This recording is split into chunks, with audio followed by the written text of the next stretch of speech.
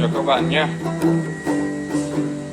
Này món hoa lúc nát lộ với lại thịt ba chỉ, hoa lúc nát đấy, hoa này, ớt, quất, rau thơm này, quế, mì đầu, kinh giới,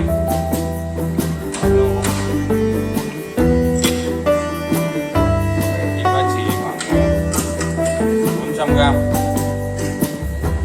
lạc rang.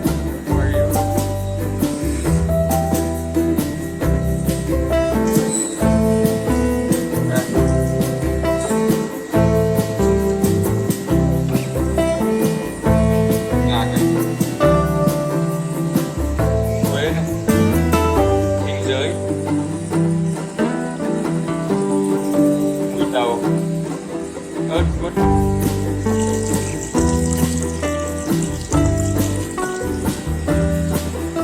để rửa sạch xé cũng ra.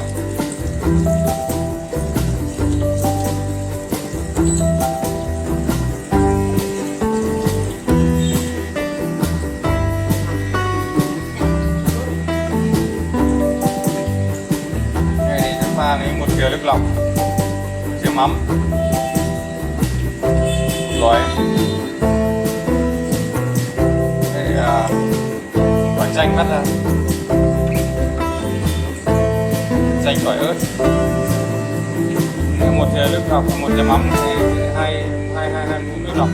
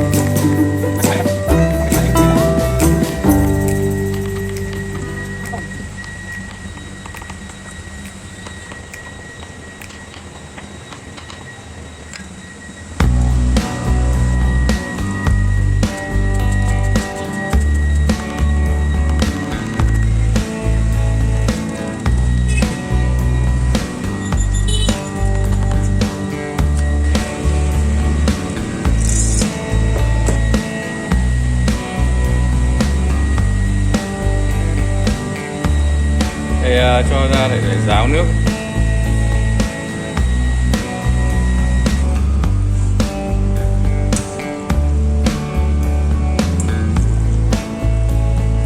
Xả nước lọc cho nó giòn.